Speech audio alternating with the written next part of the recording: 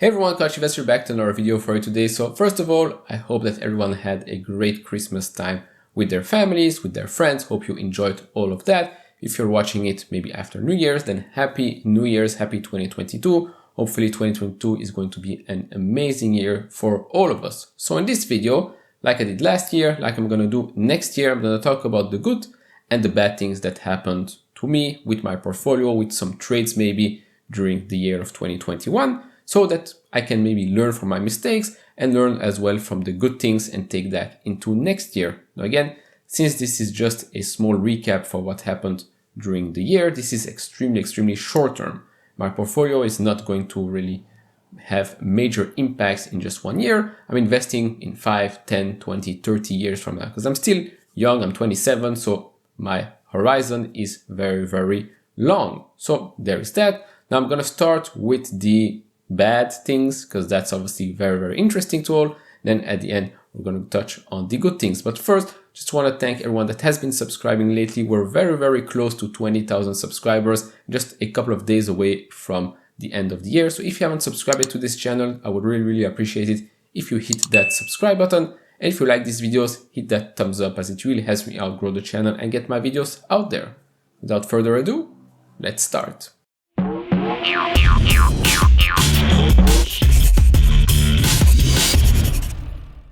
Alright, I'll start with the most stupid things I did this year, which was trading during earnings season. Trading not during the earnings season is already something I don't like. Trading in the earnings season is something that I won't be doing in the future at all because first of all, it's extremely volatile. So yes, if you're good at trading, if you're good at technical analysis and all of that, then fine, you'll probably make a lot of money and be very successful doing so. I don't like to do this. Why did I do it? Because I thought I knew what was going to happen. I traded Fastly, not the last quarter, the quarter before that. Obviously didn't go quite well, even though the day after it rebounded almost completely, but still failed. I think I traded Facebook as well. Same thing, went down, then went back up. Maybe PayPal, although no, PayPal was on the good side, so we're going to talk about that a bit later. But again, did some trading here and there during the earnings seasons. Overall, I lost on those trades. I did have some winning ones, but overall I lost and I don't like it at all. It's very stressful. Everything goes super fast. Also, most of the action happens after hours. So I'm not going to do this again. Next year, this was really stupid move, just money lost. Obviously not a lot because I'm not going to trade with a lot of money, but still lost money on those mistakes. Then second mistake I did, maybe lack of composure, was still adding to some positions, let's say at the start of the year, in January, in February. Yes, right now, hindsight, it's 2020, but I should have known that things were about to go down, maybe not 50% or so, but a little bit, right? Because 2020 was an incredible year for most stocks. Right now, most of them are back to levels seen back in 2020. So I was adding still in January, in February, bit of maybe lost some composure, lost sense of why I wanted to invest, why I build up my position, etc. And this is something I will keep in mind going forward if we have again a crazy bull run, a crazy rally on the way up like we've seen at the end of last year and at the very start of this year. Again, for my long-term positions, it doesn't really matter, right? But since we're talking about what happened this year, I'll add this as well. And this is a lesson I will learn and keep learning along the way as well. Momentum start to change, this and that. Maybe I'll stop adding. And if I will add, it will only be a little bit. Then number 3 was buying for the sake of buying. I added some positions into my portfolio just for the sake of getting some exposure in that sector. For example, Redfin, I wanted some exposure in the real estate sector. But after some thinking, after doing more research, I was like, I'm not really excited about it. Doesn't mean that Redfin or Zillow or the others aren't going to be winners in the long term, Maybe they will be, probably some of them will be, but it doesn't interest me, it doesn't excite me, so I'm not willing to hold it anymore. I already sold it, by the way, but this is something I will obviously not do in the future as well, but this is something I learned this year. Buying for the sake of buying for the sake of getting exposure into a specific sector doesn't really make a lot of sense. That's about it for the bad part. Now let's go on the good part, and let's start with the easiest one. Number one is that I learned from my mistakes. Right now my portfolio is much more balanced. Yes, Square and Tesla make up almost 50% of my portfolio today, but companies like Amazon, Facebook, which are mega cap companies that won't really move that much if we have a crash, let's say, those are stable companies and those have moved up the ranks as well. So my portfolio right now is much more balanced, which is great moving in 2022. Bit of an unknown, even though I feel I should be and I am very bullish going into 2022. That's just going to be another video, but good thing number one is that I learned my portfolio as well is more balanced right now, more stable, which is great moving forward. Then number two, or number 2.5, was my exit from crypto. I sold the semi-top. I sold most of my cryptos at around when Bitcoin was around 62,000. Yes, it went even higher, but I don't really care.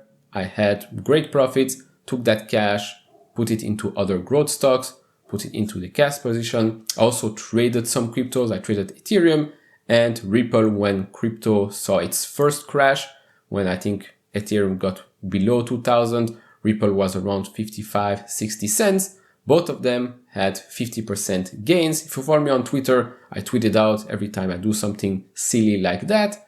Obviously, it went higher. I don't really care. 50%, I believe it was in a matter of a month or so, for me is enough. So that's also from the good side of the trading. Did some successful one there. Traded SoFi also a couple of times.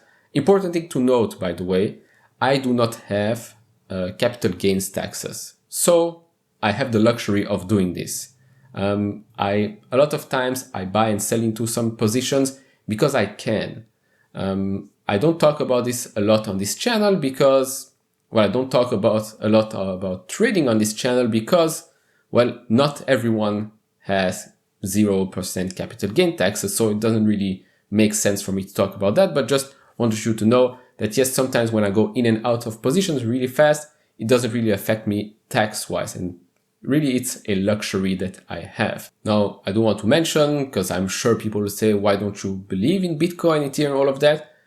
I do, but I prefer to go with Coinbase right now because I see Coinbase as a less risky asset to have with probably a big potential on the upside. Right now, if you look at Bitcoin, let's say the first time I bought Coinbase, it was at around $224 or so. The upside is probably double in a year or two if we continue the way the business has been doing. With Bitcoin, no, I'm sorry, I do not think that Bitcoin will reach $100,000 before Coinbase will double. And if Bitcoin does reach $100,000, then probably Coinbase will do extremely well. So risk reward here makes more sense for me. And again, I had Bitcoin at first. Did I ever really believe into Bitcoin? Maybe not so much. It's expensive and it's extremely slow. Lightning Network, Bitcoin Network, maybe yes, but I do feel that maybe Ethereum and probably other cryptocurrencies out there have a better use to be the currency of the internet. Ripple, for example, is extremely cheap and extremely fast. Even Dogecoin is extremely cheap and fast compared to Bitcoin. So there is that. I wanted to get that out of the way.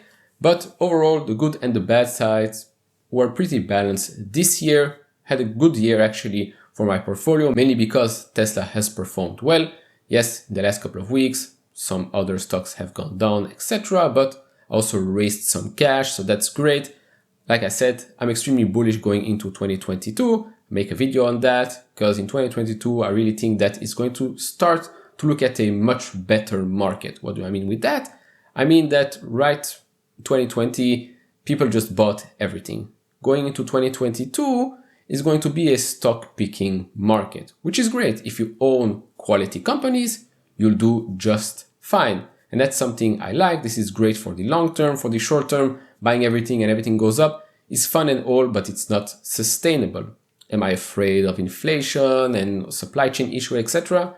Not afraid, but I've taken that into consideration, and like I said, that's why Amazon, Facebook are a bit higher on my list in my portfolio. Tesla, in my opinion, is a great company to hold. If you think it's still expensive, if you think it's just a car company, I'm sorry, I can't help you. But that will be it for this video. Let me know down in the comments below your good and bad moves of the year. Let me know down in the comments below. And if you like this video, leave it a thumbs up. If you haven't subscribed to this channel, maybe hit that subscribe button. And as always, guys, take care, stay safe, and see you all in the next video. Bye bye.